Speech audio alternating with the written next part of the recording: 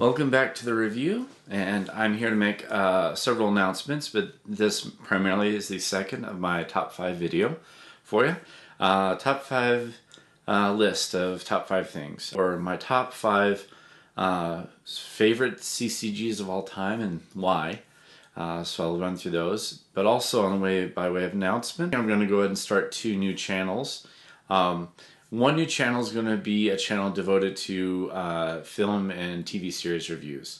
And there are already a couple that I've seen recently that I really want to talk about because they're just really great films. Just phenomenal films. And I'm really excited to talk about those. So I'm going to start those up on my other channel. I really enjoy entertainment, and I go to a YouTube video channel usually to be entertained, and I understand the importance of keeping entertainment separate from getting political. I really hate it when entertainment tries to be political. So, but then I do have opinions or views on issues or things going on. So I do want to go ahead and have a third and a separate channel for that avenue, for those who are interested in opinions on things or events going on and my opinions on those things. So that'll be another channel that I'll be starting up as well. But now on to the top 5 list. All right, so again, these are my top 5 absolute favorite CCGs of all time. Before we jump in, let me give you the criteria. There are 2 big, strong, major points or things that I look for in a customizable card game to really make it stand out beyond the standard Magic the Gathering game format. And again, it's nothing to put hate on Magic the Gathering. It is the first one of its kind. It pioneered it. And it is a solid mechanic in terms of just overall mechanics for a CCG, very strong. And it works very well. So, I mean, mechanically it works well. But I never really caught on into really being big into it. In fact, I only fairly recently got back into it. So, this is the deal. There are 2 major things that really make a CCG or TCG stand out to me. Is there something truly unique or different about it that wherein they incorporates some element from other games into that CCG format?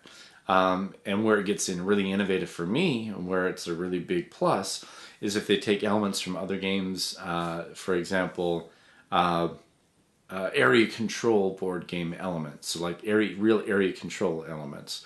Or deduction elements from Clue, for example, or the whole D&D kind of, the whole D&D dungeoneering kind of element from D&D. So those those are just some examples. If they're able to truly take elements of those other kind of board games or gaming experiences and put it into the CCG successfully and work and really make that fleshed in, then it really stands out. It really makes it a very interesting game, and it really stands out as a top tier game to me for a CCG or TCG. The other thing is then flavor. Flavor is so important, especially in a licensed property. So if it's a TCG, it better feel like that licensed property, like I'm experiencing that, for it to be for me to consider it a top tier TCG or CCG, for me to consider it a really high ranking game of that caliber.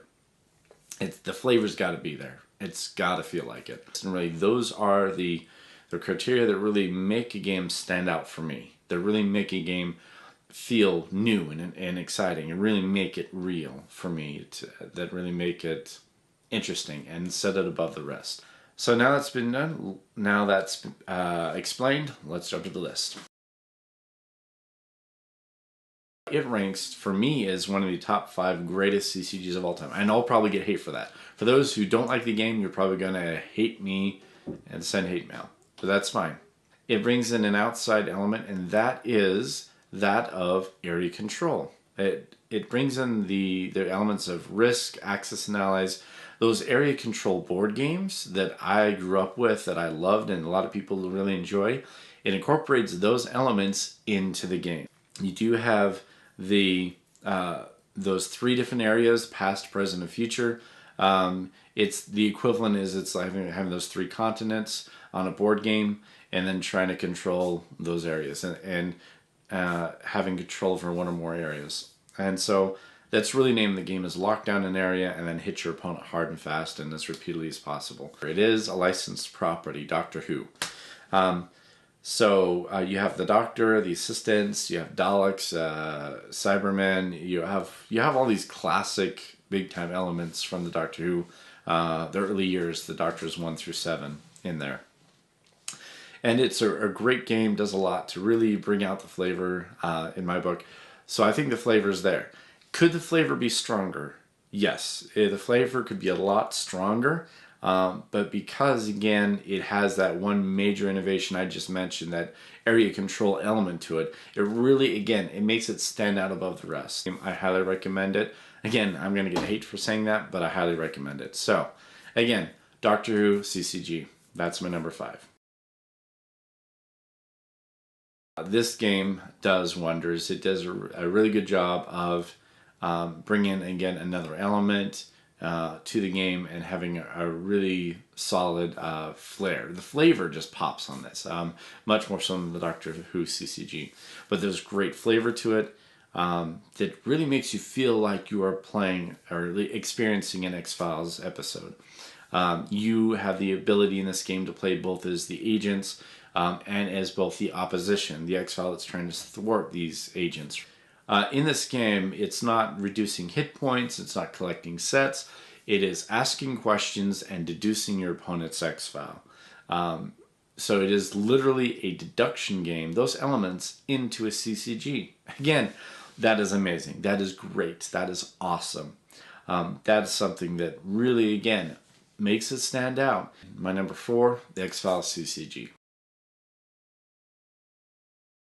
It's a very flavorful game. You feel like you're engaged in this. You feel like you're engaged in this espionage world of Cloakanddagger. But the mechanic that's very unique in this game that I have not seen in any other game is the fact that when you play cards, you don't have to pay for the cost of the primary cards that you use for agents and agents and gear. So the characters and the equipment.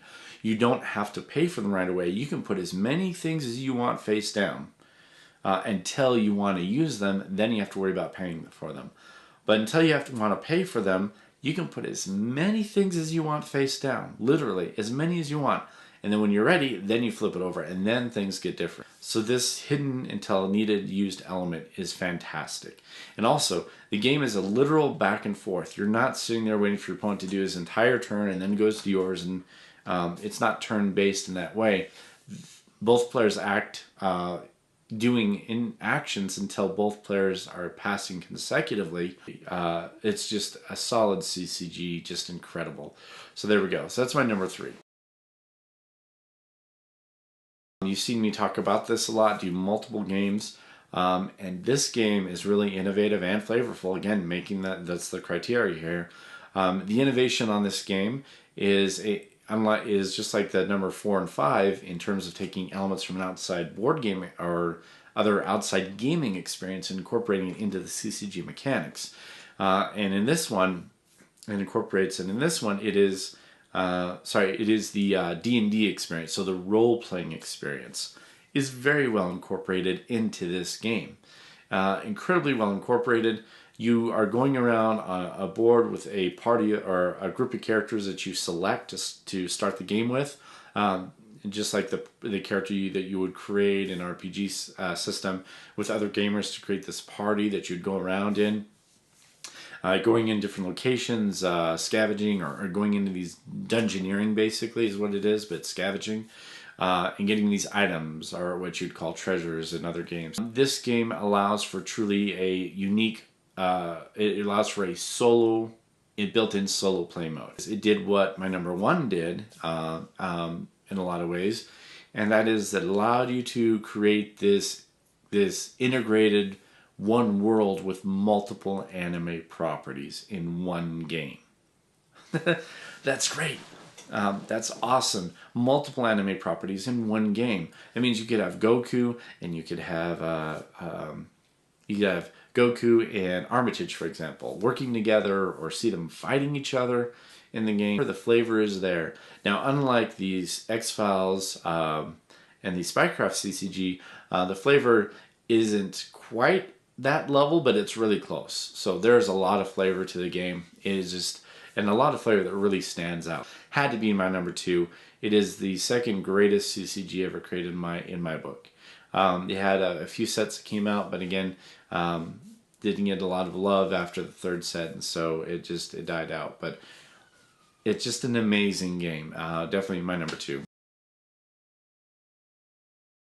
This game deserves a whole lot more love than it's getting. And Overpower, in my opinion, as see on this, is the single greatest CCG ever created in my book. The best CCG.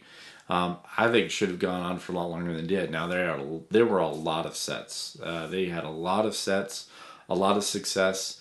But unfortunately, decisions for Marvel's end with production, when production went to them, caused issues or problems, and it just ended up falling apart. Just like I mentioned with Spycraft, with this Overpower. Overpower is a constant back and forth. You act, your opponent acts. You act, your opponent acts. You act, back and forth, back and forth. So it's never a dull moment. You are constantly moving. You have to pay attention to what your opponent's doing, because when he's done, you're right up. And you have to think on the fly. So it is a very quick game and a very interactive game. With the missions involved, it has elements of poker. Those elements, again, the innovation, taking elements of a game outside of the CCG or TCG construct and putting them into your system is innovation. It is awesome and it is great. What they did with Overpower was they put elements of poker. Every turn you have missions, and your missions represent storyline, what you're doing, but at the same time they are also representing your chances, or how well you think you're going to do, your bet. Just like in poker, you're betting how well do you think you're going to do that turn, how good do you think your hand is, how bad do you think your opponent's hand is. This game feels like a comic book experience. When you are playing cards and you're interacting, it feels like that character, and it feels like you're in a comic book. So the flavor, I can't say enough words. The flavor is amazing on this game. The flavor is incredible. The flavor jumps off the page. Like my number 2 is a mixing of universes. You can have Marvel and Image mixing with DC and any combination thereof. Literally, you could have Spawn, Batman, and Superman. Spawn, Batman, and Cable, for example. You could have one from each of those properties. You could have all 3 comic books mixed, and they're interacting in one world. And that is my number 1 all-time greatest CCG or TCG ever created. To this day, it still ranks as the top, and it probably always will be. But again, I'm experiencing more and new CCGs every day. So this top 5 list will change, probably change as I'm going on, as I go through and experience more and more CCGs, as I go and experience more games. So, but that's my top 5. I hope you enjoyed it. I hope it was eventful for you, an eye-opener. But those, again, are my top 5 CCGs of all time. Why don't you go ahead and tell me what your favorite CCGs, which ones do you consider the top 5 greatest CCGs of all time that have ever been created? So let me know, comment below. I'd love to hear your comments and what you rank, what you agree with or disagree with, and what you think, again, are those truly great CCGs or TCGs. But thank you for listening and watching the video. I apologize that it's later than I'd like. I've been really busy. Enjoy, and again, I hope you have a great day, and I appreciate your viewership.